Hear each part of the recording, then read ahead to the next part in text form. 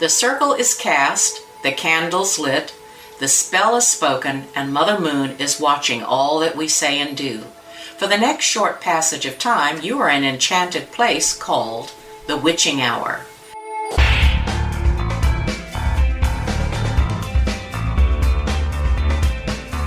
So it's a brand new year, and William and I are back to bring you a whole new year of the Wytching Hour podcast. I have no idea what the past year was for most of you out there, but I can tell you it wasn't our best year.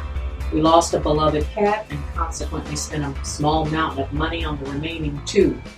We also had to do some unscheduled and expensive maintenance on our home, and I had to say goodbye to a very dear friend and to a group that I was instrumental in creating in 2012. It was a wonderful and very successful pagan group, and I was and still am very proud of everything we accomplished with this group. Unfortunately, there came a point after all these years that we parted ways. Which brings me to the theme and the subject matter of this podcast. I have also drawn material from my experiences of starting pagan groups and also from others whose experience is very informative as well as my own. So if you're thinking of starting your own group or joining a group, listen very carefully for the next 30 or so minutes. I promise you, whether you are old to paganism or new to paganism, you need to know some of this. Please get in touch with us and let us know your views on this subject. As a matter of fact, on all the subjects. Maybe we will include them in another podcast later on in our season. Okay, let's get this show on the road. So, I began my research with an article I ran across, entitled my own, Examples of Forming and Organizing Pagan Groups and Covens, the Good, the Bad, and the Downright Ugly. It is true that we often learn more from failures than successes. In our years as active participants in the pagan religion, Bill and I have been very involved with pagan groups and organizations of all types. Some were very successful, and others not so much. Lessons drawn from negative experiences with various pagan organizations also enabled us to avoid a lot of errors when forming and organizing our new groups. I based our entire doctrine and dogma on the writings of Carl McColman, and I know you guys who have belonged to some of our groups are very familiar with him because I talk about him all the time. And if you are curious as to why him, after all, he left the pagan faith and went back to his Catholic roots, contact me. It's not as confusing as you think it is. And that's what all this is about, when really researching the right way to form a lasting group. Find one that was successful for years and then failed, and then find out why it failed. I'm not sure if his following statement will be an example of the experiences Bill and I are concerned with, as we were very careful about forming groups with all adults. Teens were another question altogether.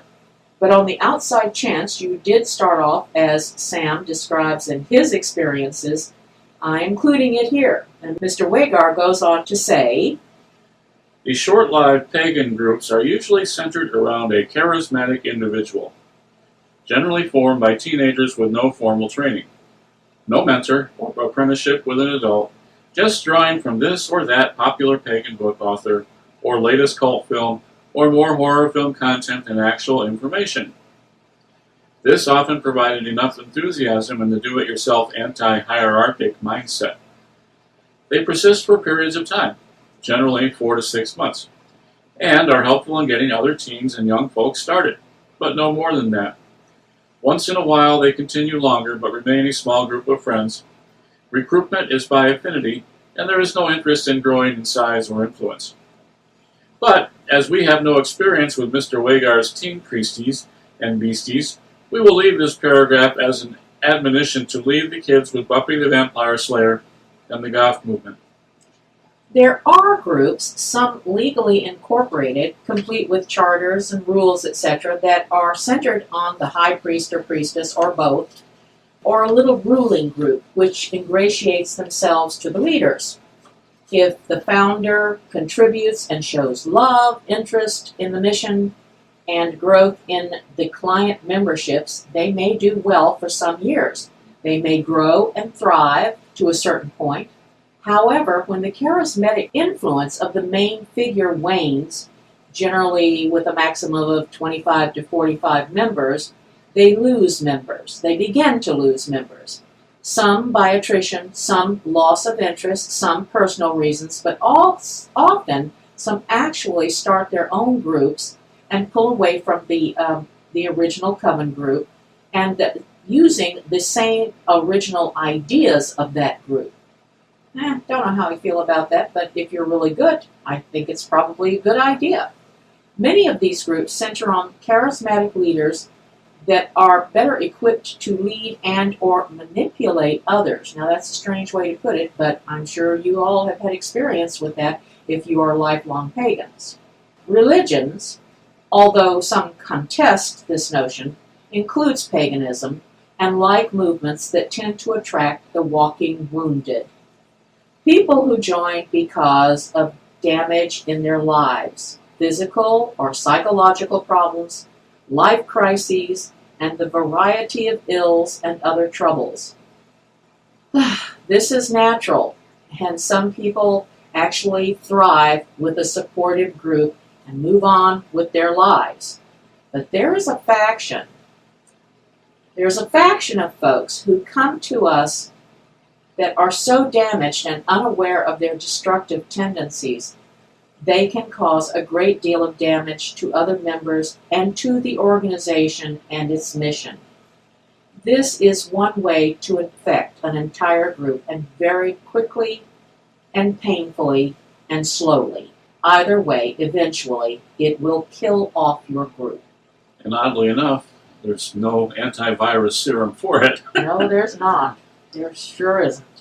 These people are a key issue for leaders. What characterizes them is an exaggerated version of issues in the pagan community in general. A feeling of entitlement, very low self-esteem, a mixture of hero worship directed toward anyone in authority, coupled with an intense cynical desire to see anyone that they think is better than they are fail and fall. Antagonists are constantly working to undercut leaders and groups that are not centered on them, while being incapable of organizing anything by themselves. When a group has no specific task or mission, which I'm happy to say our coven set did have in spades, the people turn their energies to controlling others in the group. This is usually accompanied by some set of rules or a charter that is draconian in style and very transparent in intent. There is a compulsion to remold every person into an image of what they think the group should be. Formal structures based on transparent and fair rules agreed to by everyone, which apply fairly and equally to every person, are the best way to protect the organization from gossip, whisper campaigns, faction fights, and the deadly wearing of and constant niggling attacks and questioning of all decisions.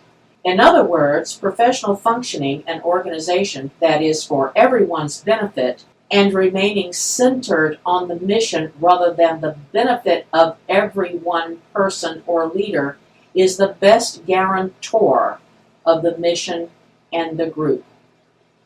If there are no pagan groups active in a community where people who have an itch for spiritual guidance and communal fellowship are to join other organizations when the movement itself provides insufficient outlets for their new ideas and energies.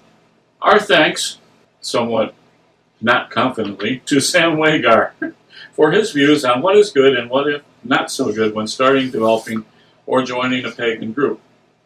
We hope you have experiences of your own, and if you do, share them with us.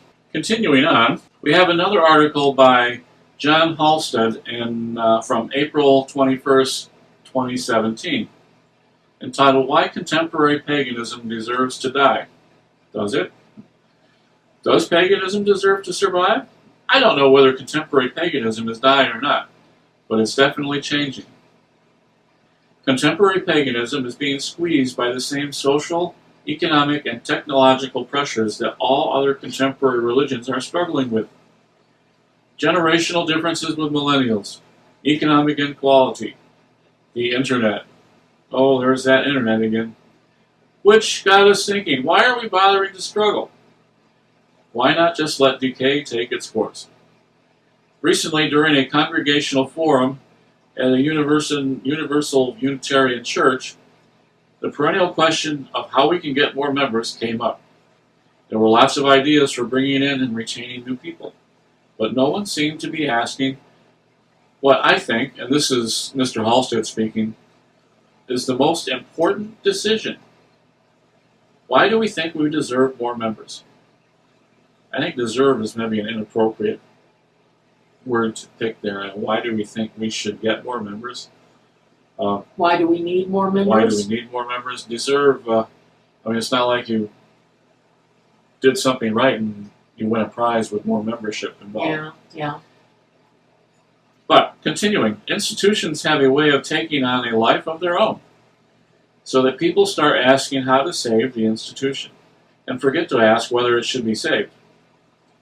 I was impressed recently by an NPR story about a congregation in Chicago. The church resembled my own in that it's a congregation that is small and getting smaller. Liberal, owns a historic building. The congregation had decided that what matters to them is not saving the life of their church, but using what life they have to do the next right thing. For them, that meant becoming a sanctuary congregation, whatever the heck that is. Why is paganism dying? Personally, Al and I don't think it is, but we'll bear with the article writer here. Contemporary paganism isn't an institution, but we do have institutions and many of them are struggling to survive. Cherry Hill Seminary announced last year that it might not be able to continue its programming. This was written in 2017, and this is now 2020, and please note that Cherry Hill Seminary is alive and thriving as of this very day. And CUPS is hardly thriving. And note too, to listeners, as far as we know, CUPS is also thriving as of this date. The pagan community's statement on the environment, which is quite possibly the single largest expression of pagan voices ever, has not yet collected a mere 10,000 signatures in the 2 years since it was published. And as far as I can tell, none of the organizers of pagan festivals and conferences have reported significant growth in recent years. These are just a few examples of pagan institutions they have been involved with to one degree or another over the years. The number of people who identify to some degree as pagan may be increasing. It's hard to say. But in the absence of institutions, we pagans are more, not less, vulnerable to centrifugal social forces which dissipate our solidarity and dilute our collective power. Even while the number of people on the periphery of the pagan community grows, the number of leaders in the center or centers is shrinking. This is what Jonathan Woolley describes in his article, British Paganism is Dying. Woolley blames capitalist forces which have destroyed the market for small pagan businesses, while also sapping the free time which people previously devoted to voluntary pagan associations. The commentators to Woolley's post have other theories about the death of British paganism. One commenter blames video games. Oh, sure. Another blames Ronald Hutton. Who's Ronald Hutton? You got me. Another one blames naked dancing. Hey, I blame that too. Yet another commenter blames the infiltration of Christians into paganism. Seriously? Seriously. As good as Woolley's article is, I doubt it, the comments are worth the price of admission.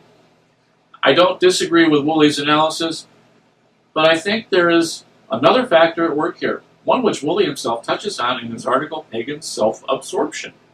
We've become vulnerable to a sort of religious hipsterism, treating our religion less as a vision of a better world and more as a mode of personal distinction that lifts us upward in the unending churn of the class system. In these trying times, active engagers need healing and well-being as much as they need limitations. Now is the time for us to reflect more than ever upon our responsibilities as magicians rather than our rights as religionists. We must care for the earth and its peoples. Amen. And we must learn not to be quite so wordy and make bit more understandable to the common soul. I'm going to pass this over for a second and let Elle read another section. Pagan self-absorption. Whether we are earth-centered or deity-centered in general, pagans tend to be an ego-centered bunch, myself included. That's the author speaking, not me. Maybe I am too, though. I'm really not sure. I mean, I'm very proud to be a pagan and all that sort of thing. And I love what they're doing, at least the pagans that I know, at least they're trying. But anyway, back to pagan self-absorption. There are both individual, idiosyncratic, and broader historical reasons for this. To begin with, something about the way most people come to paganism, usually by leaving their religion of origin, which tends to make us obsessed with questions of religious identity. Okay, I can see that. As a result, so much of our energy is spent arguing among ourselves over who is and isn't a real pagan. Okay. In addition, contemporary paganism as a whole never seems to have grown out of its cultural adolescence, whether we date its beginnings to the witchcraft revival started by Gerald Gardner in the 1950s, or the American neo-pagan revival out of the 1970s. Paganism has to go through a formative period during which time, communal identity, and institutions become consolidated. Then, in the 1980s, we went through an existential crisis in the form of the satanic ritual abuse hoax. Okay, I am so embarrassed that I never heard of that, but I'd love to know about it. Is that where all the goats went? I have no idea, but it's very interesting. I mean, I may have heard about it, but it wasn't put this way, so I don't know. Maybe somebody will be real sweet and look it up and give us a call or send us an email or something about it. Fake news? Fake news. But it seems we never fully moved beyond this as a community. As a result, what energy isn't spent fighting with ourselves in identity wars is still devoted to trying to convince outsiders that we deserve the same rights, respect, etc. as other religions. And I absolutely understand that, and it is still going on, but I didn't know it had to do with the satanic ritual abuse hoax. I will tell you this too, just one last thing about this particular paragraph. The thing about Gerald Gardner in the 50s and American Neo revival in the 70s and all that sort of thing, and then the 1980s is all just, I don't understand any of that at all. I think that we started when we started, and that was before there were other organized religions. Otherwise, we would have been called pagans, and so on and so on. And there's enough archaeological and anthropological information to let us know that that is perfectly feasible and makes a lot of sense. The rest of this stuff is not new news, it's old news, and it started because people wanted to write and to make a lot of money off the paganism, and so now they have, and still they do, and that's just fine, but we're Ancient Path, and we love that. Anyway, the overall result is that we are obsessed with ourselves and what people engaged in fighting for social justice in the world in myriad ways.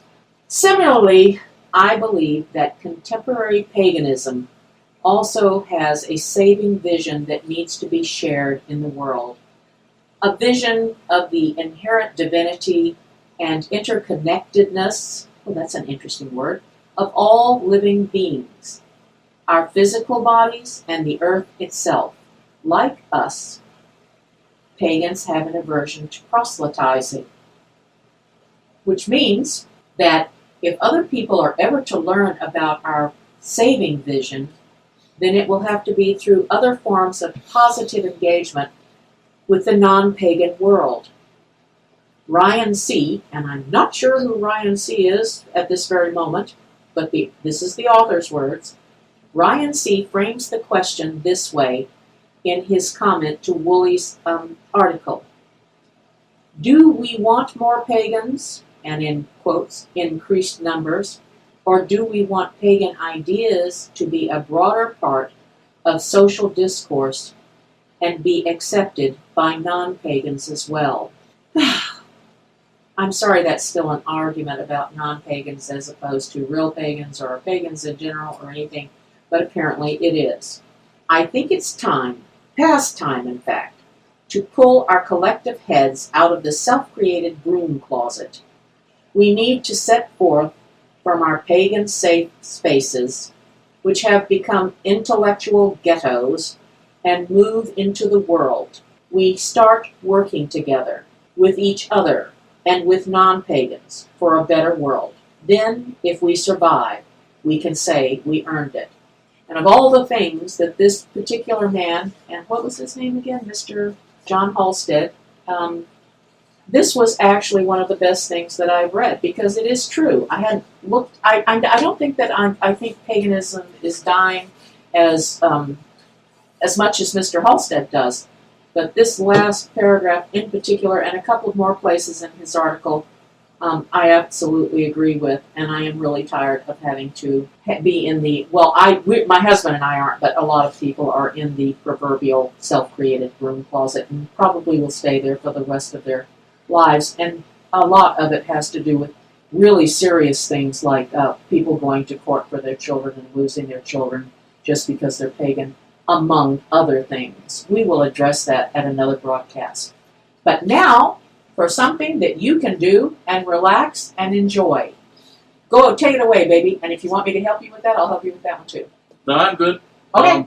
I was looking for something that would start the new year outright for those of you who are interested in tarot / oracle / whatever kind of card you like to use to divine. I realize we're into January now, and this article was written in December. So we didn't do a podcast in December. Wah. Okay, now we are, and I'm going to catch us up. This is entitled A New Year's Tarot Spread, How Far You've Come, and What Lies Ahead. It was written by Meg, whoever the heck that is, and it was posted in autostraddle.com on December 20th, 2019. I've summarized it a little bit and taken some of it, but pretty much the intent is still here in the article. And she says, with 2019 ended, there's a rich spirit of reflection in the air. From looking back on accomplishments and achievements from this year to zooming out even more and considering the past decade. After all, we're into a new decade now. This is an opportunity to examine just how far we've come, as well as what we want from the next calendar year. I know everybody's thinking, money. Well, it's possible. And whether you chose a focus word, made a vision board, set a bottom line, wrote out a list of resolutions, tarot in itself can be a useful tool for reflecting on how far you've come, as well as making space to consider what the year ahead may bring. Now, there are many ways to use tarot decks for the new year. You can choose a card intentionally. You can use a chosen archetype in rituals or spell work, or can meditate on a particular theme that blends several cards together. And while picking a specific card to work with is a powerful way to organize your thoughts and intentions for the coming year, I would like to suggest let the cards speak freely in this simple spread, one that provides both a theme for the year as well as cards to focus on for each month. Rather than seeing these cards as predictive by leaving them open to interpretation and revisiting them through the year, we create space for these ideas to expand and build upon each other, allowing for growth, for new perspectives, and the shifts that 2020 may bring. All you need for this reading is a deck of tarot cards, although if you like, you can also incorporate an oracle deck. I recommend keeping a journal or place to write handy as well so you can record your first impression and overall insights during your reading. If you'd like, you can also incorporate candles, crystals, incense, witch doctors, or any of your favorite witchy tools into this reading. I added that, sorry. Allowing it to become an end-of-year ritual for you. Since the year's already ended, it's a beginning-of-year ritual for you. Follow your instincts. Do what feels right. This can be as simple or as elaborate as you wish. Before you get started, take some deep breaths. Light a candle if you choose. Clear your mind. Ring some bells. Lock the kitties away so they can't bother you.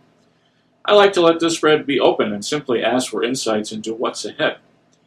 But if you have a specific goal for 2020 that you want guidance around, like new opportunities for career advancement, expanding your chosen family, etc., hold that goal in your mind as you draw cards.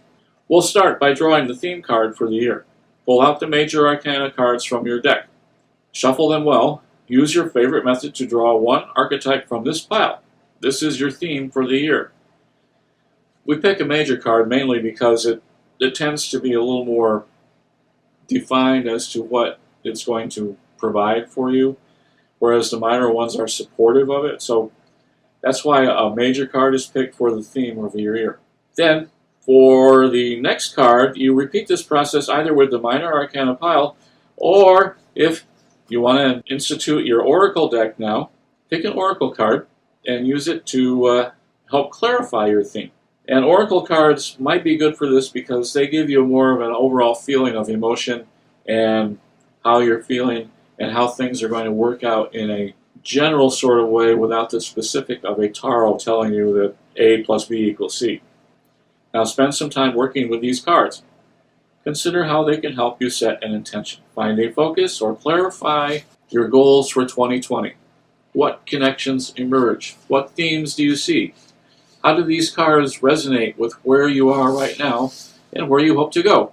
Once you've used these two cards, be it a mixture of tarot, oracle, or just tarot cards, spend some time with them for 2020 as a theme. And then draw 12 more cards. Why 12, do you say? Well, how many months are there in a year? There are 12, Bill. Okay, that's why. Thanks. One for each month. Ta-da! Do this by putting your tarot deck back together. Shuffle the majors and minors until they're well combined. Draw a card for each month, one at a time, until you have your full year laid out before you.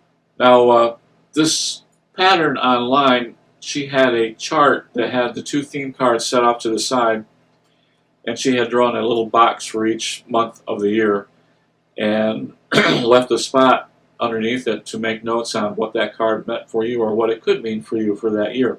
I like that idea. And you can also keep a journal like it says. I like that idea too. Or you can also just remember it. I don't like that idea. I'm old. Okay. Miss Alzheimer's chiming in here.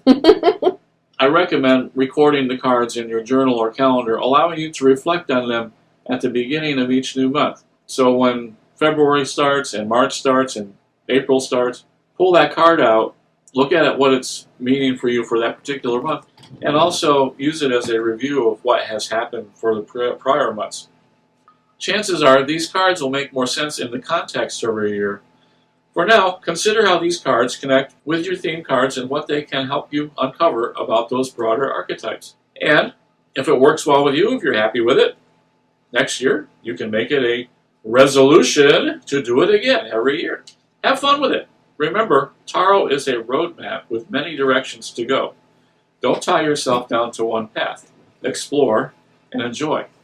And don't forget, happy taroting! Hey, this was fun, and thank you, Meg. And sorry we don't have your last name, honey, or where people can get in touch with you. But you did a nice job with this. Really nice. And so did my hubby. I really appreciate it. Okay, so is that it, or is this a wrap? It's a wrap. Now is the time to blow out the candles, pack our herbs, close our book of spells, and fold our tents. But before I go, we'd really like to hear from you. We'd like to know what you'd like to hear from us on the show and how often. We'd also like to hear from you if you are involved in the pagan community and have something you'd like to share with the listening audience. It's even possible that you could come and do a guest shot on the Wytching Hour. Contact us through the website, thewitchinghour.com. I also have to thank the team of magicians who help put this show together every time we do one. Rob Steele, Lee Vowell, and the Happy Hour Network for hosting this program. There are links to both their pages on our page, thewitchinghour.com. And until we meet again, stay magical.